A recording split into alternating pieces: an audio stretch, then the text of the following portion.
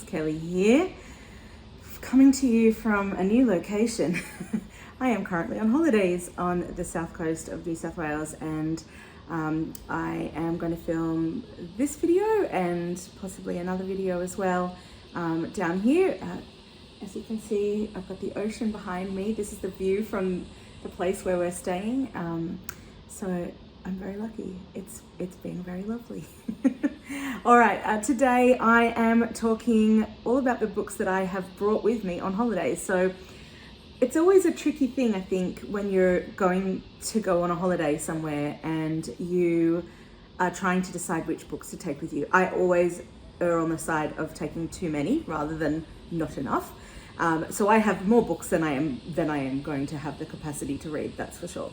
But you know, when you're on holidays and you are looking for vibe reads, so you're thinking about the kinds of thing that you would like to read in that moment, and that's kind of directing the type of reading you want to do. So I want to make sure I've got plenty of things to read that would cover all potential vibes that I may be seeking on this holiday. I've brought my Kindle as well, so I've always got that as a backup if I can't find anything among the physical books that I've brought. But let's have a look. Let's see what I've brought with me on my holiday. So I'm going to start with a couple of books one that I've already finished, and two that I'm midway through reading that are on the go. So the one that I've finished is this one called Mutton, The Surviving Culture of Aboriginal People and Abalone on the south coast of New South Wales. So I've already read this one. I started it on, I think it was maybe the 3rd of January, and I'm done.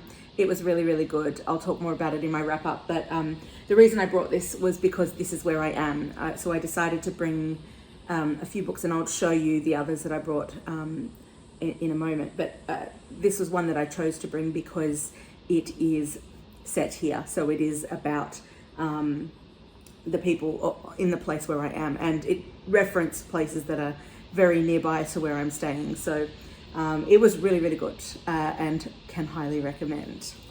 The other two that I am partway through, I've just started The Rain Heron by Robbie Arnott last night, and so far I'm not sure how I'm feeling about it. This was a book that I read the first chapter of as part of a video which I'll link in the cards, where I was reading a chapter of some new books that I had acquired and deciding whether I wanted to put them onto my very soon to be read TBR or my sort of longer term TBR. And this was one I wanted to put on straight away. The first part of it is quite different to the rest of it. I think I'm just not quite at the point yet where the story is getting involved. So I still hold out high hopes for this one, but so far I'm lukewarm about it. But yeah, remains to be seen. The other one that I started, and I actually started this one as an audiobook on the drive because it's about 4 hours drive from where I live to where I am now, is Boy Swallows Universe by Trent, Dalton. This was one that I had been sort of mentally planning to bring on holidays with me, but I got to say the vibe is not really holiday-y. So I probably will listen to this one again on the way back, just because I like to have an audiobook on the go while I am on the move. So I'll probably do that again, but I don't know that I'm going to pick up the physical book of this one while I'm here on holidays, because it's not really the vibe, I don't think. So those are the ones that I've sort of got underway or I'm already finished. The other two books that I've brought with me that are location specific are The Labyrinth by Amanda Lohrey, because it is set in part on the south coast of New South Wales, which is where I am, and Rush O by Shirley Barrett, which is historical fiction, I believe, but it is about the whaling industry, which was a really big part of the industry of the history of the south coast of New South Wales is whaling, and I am really interested to read this, especially in relation to mutton fish, because they do talk a little bit about the whaling in this book. So it's interesting to kind of see that in different written about in different ways. So I actually feel like I might pick this one up if I can during this trip, but we'll have to wait and see. Obviously, I'm not in support of whaling, just to be clear. Don't send me hate messages. I'm interested in it more in terms of the history of it and the way that it changed communities and livelihoods and impacted socially on in places. So yeah, I'm definitely very keen to get to Rusho. Okay, let's now talk about some books that I definitely want to read in January, and that's why I've brought them away with me. One is Persuasion by Jane Austen. Now this one is the final Jane Austen that I have to read for my Jane Austen reading challenge that I've been doing. This is thankfully a very short one. It's roughly, I would say, about 200 and something pages. Yeah, about 220 something pages. So it should be quite a manageable one. But again, I don't know if I'm going to read it while I'm here. I just thought I might as well bring it with me in case I get in the mood to read Austen, because I definitely am going to be reading this one in January. The other one that I really want to get to in January is The Monster of Her Age by Danielle Binks, which I've spoken about before. This author wrote a book that I loved last year. It was one of my top books of last year, called The Year the Maps Changed. This is her latest book, I believe. Hopefully there's another one in the pipeline, because I really, really enjoyed The Year the Maps Changed, and I'm assuming I'm going to enjoy this one too. So I brought this along because I know I want to read it in January. I don't know if I will get to it in the holidays, but we'll have to wait and see. I also brought some non-fiction with me, just in case I was in the mood for that sort of thing. One is Any Ordinary Day by Leigh Sales.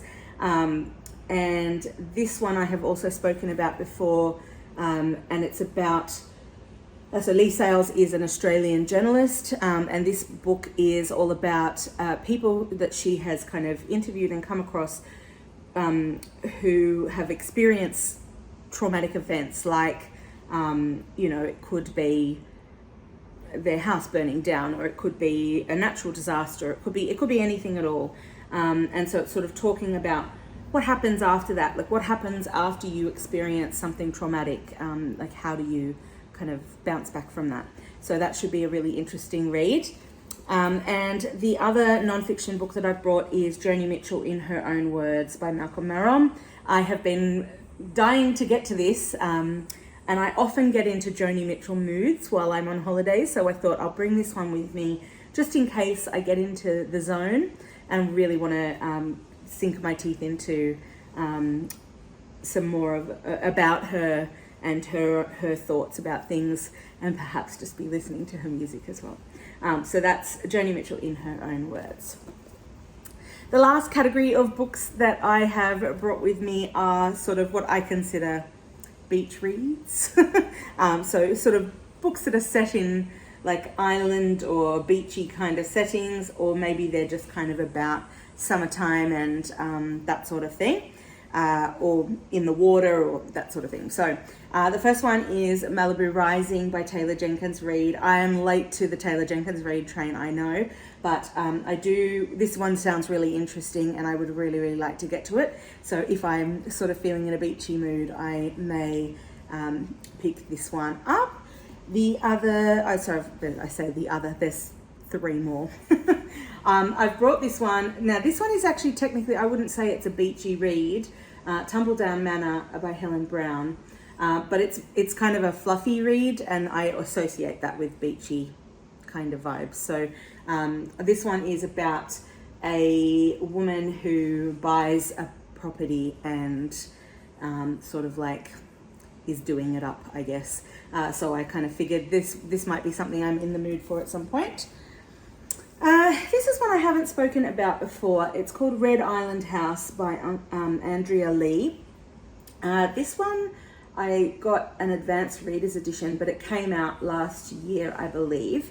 And so I don't actually know that much about it, other than it has the word island in it, which is why I was thinking maybe it would be beachy. So let me see. Shay is surprised when her husband, Senna, declares his intention to build her a spectacular dream house on an idyllic beach in the tropical island nation of Madagascar. There you go, it is beachy, thank goodness for that. But the red house casts a spell from the moment she sees it, and before she knows it, Shay has become the somewhat reluctant mistress of a sprawling household caught between her privileged American upbringing and education and her connection to the continent of her ancestors.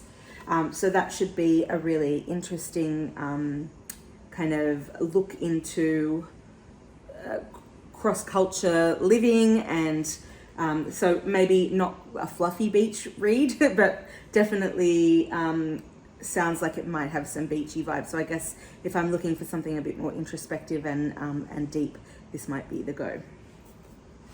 The very last one to mention is the Shelley Bay Ladies Swimming Circle by Sophie Green.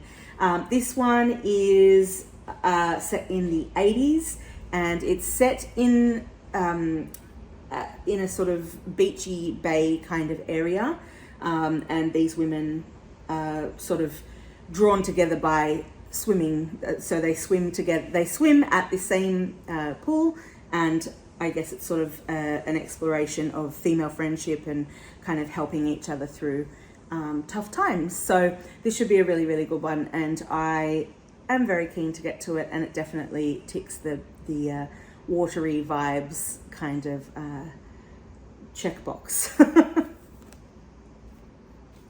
All right, everyone. Well, that's it. Those are the books that I have brought with me on my holiday. What are you reading at the moment? I'd love to hear all about it down in the comments, so please feel free to chat to me down there, and I will see you on the next one. Bye.